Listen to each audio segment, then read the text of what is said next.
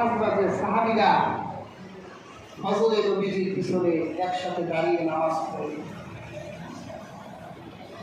জোহরের নামাজ পড়ে, আসরের নামাজ পড়ে ইহুদিদের হিংসা লাগতে লাগলো।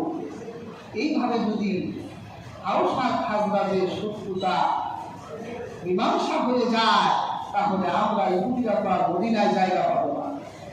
কি করা যায়? তাদের দুই দলের ভিতরে আবার পুরনো শত্রুতা জাগাই দিতে হবে। একদিন আল্লাহর হাবিবের দুই দল আওস আর খাজরাজের সাহাবারা এক মজলিসে আলোচনা করছে।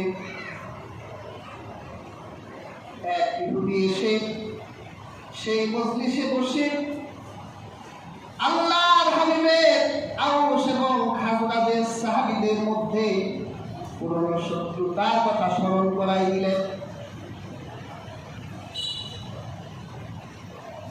আওসের এক সাহাবী ছিলেন সালাবা। খাজরাজের সাহাবীদেরকে ডেকে বললেন, ওরে খাজরাজের সাহাবীরা, ইসলাম গ্রহণ করার আগে আমরা তোমাদের চেয়ে যেমন দামি ছিলাম, আমাদের যেমন বীরত্ব তোমাদের থেকে বেশি ছিল, ইসলাম গ্রহণ করার পরেও আমাদের ওই রকম গৌরব আর মর্যাদা ইসলাম গ্রহণ করার পরেও আছে। খাজরাজের সাহাবীরা বলল, কাদেরকে নিয়ে গর্ব করো? তখন বলল, আমাদের গোত্রে খুজাইমা ইবনে সাবিতের মতো সাহাবী আছে, উনি একা সাক্ষী দিলে ওনার সাক্ষীটা দুইজনের সমান হয়। সুবহানাল্লাহ। ইসলামে সাক্ষীর অনেক গুরুত্ব। ইসলামের বিচার ব্যবস্থা সাক্ষীর উপর দাঁড়িয়ে আছে। আমাদের দেশে আমরা সাক্ষীর মূল্য কিভাবে বুঝবো? আমরা 100 টাকা দাও সাক্ষী কিনতে পারি। হোটেলে যদি 100 টাকা ঢুকাই দেয়, অথবা একটা সিগারেট আর এক কাপ চা আপনার পক্ষে সাক্ষী দিবে। এই জন্য আমরা সাক্ষীর মর্যাদা বুঝি না। উনি এই মর্যাদা কিভাবে পেলেন? নবীজি একবার এক ইহুদির কাছ থেকে একটা পশু কিনলেন। নবীজির পকেটে টাকা ছিল না। বলল, চলো আমার বাড়ি আসো, আমি তোমাকে টাকা দিব, আর তোমার কাছ থেকে এই পশুটা আমি দিব। কেনা বেচা সম্পূর্ণ করে রাসূলুল্লাহ বাড়ির দিকে যাচ্ছে। তো মানুষেরা রাস্তায় পশুর মালিককে জিজ্ঞাসা করছে যে পশুটা বিক্রি করবা? তো পশুর মালিক বলল, না, এটা বিক্রি করে ফেলছি। তার কাছে? মুহাম্মদ ইবনে আব্দুল্লাহর কাছে, মুহাম্মদ রাসূলুল্লাহর কাছে বিক্রি করেছি। কত বিক্রি করছো? সাপোজ ধরেন 100 টাকা। ওই লোক বলল, তোমার 200 টাকা দিব। ভিতরে একটু লোক যাচ্ছে না? তো মুহাম্মদের কাছ থেকে যদি বিক্রিটা ফাসেদ করে এর কাছে বিক্রি করি, ডবল করো। রাসূলুল্লাহকে থামাই দিলেন আর বললেন যে বাসায় যাওয়ার সময় নাই, টাকা থাকলে উনি দেন, তা না হলে আমি আমার পশু অমুক লোকের কাছে বিক্রি করে দিতাম। আল্লাহর হাবিব বলল, না, আমি তো তোমার কাছ থেকে কিনেই ফেলেছি, তুমি তো আমার কাছ থেকে এই কেনা বেচা বাতিল করতে পারো না। তখন পশুর মালিক বলল, না, আমি আপনার কাছে বিক্রি করি নাই। আল্লাহর হাবিব বলে বিক্রি করেছো, আর ইহুদি বলে বিক্রি করি নাই। বাজারে মানুষ জমা হয়ে গেল। মানুষেরা বলতে লাগলো যে মুহাম্মদ তো মিথ্যা বলে না, মুহাম্মদ বলেছে সে কিনে নিয়েছে, আমাদের মনে হয় কিনেই নিয়েছে।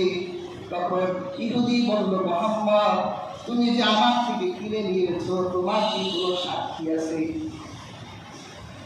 সাক্ষীটা করে দাও, দেখা, আমি তোমাকে পশু দিয়ে দিব। আল্লাহর হাবিব বলল, না, দেওয়ার সময় কোনো সাক্ষী সেখানে উপস্থিত ছিল না। তখন ওই ইহুদি বলল, সাক্ষী না থাকলে এই পশু আপনি দিলেন নাই, আমার থেকে মিথ্যা বলছেন। তখন ওই ভিড়ের মধ্য থেকে একজন সাহাবী তিনি হাত উঁচু করলেন আর বললেন, হে আল্লাহর রাসূল, আমি সাক্ষী দিলাম আপনি এই ইহুদির কাছ থেকে পশুটা ক্রয় করেছে। আল্লাহ খবর দিলেন, তুমি সেখানে ছিলা। এমন হইল না যার জন্য করলাম চুরি সেই বলে চোর। আমি তো আল্লাহ হাবিবের পক্ষে সাক্ষী দিলাম, আর আল্লাহ হাবিব আমাকে নিষেধ করছেন। তখন ওই সাহাবীর ভিতরে ইমানের এমন জজবা জাগ্রত হলো, সে বলল, হে আল্লাহ রাসূল, আমি আল্লাহর নামের কসম করে বলি, আপনি এই ইহুদির কাছ থেকে এই পশুটা কিনে নিয়েছেন, আমি সাক্ষী দিলাম।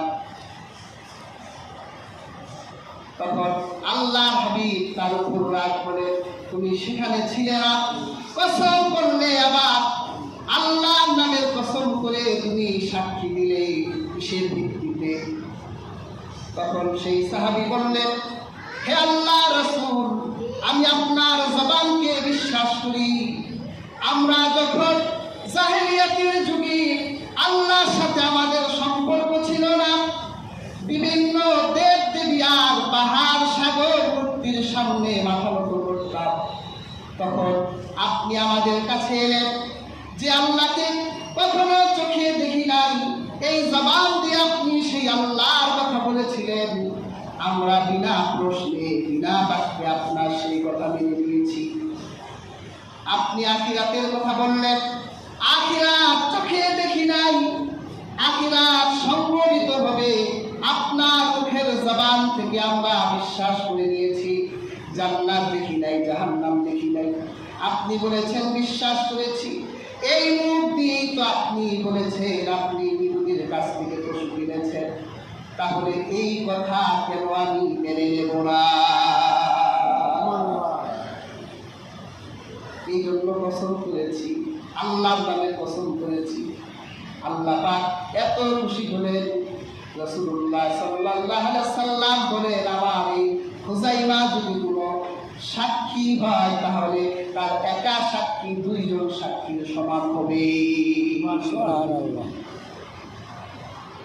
অবশ্য সাহাবীরা বলল, আমাদের গোত্রে এরকম সাহাবী আছে যার একা সাক্ষী কয়জনের সমান?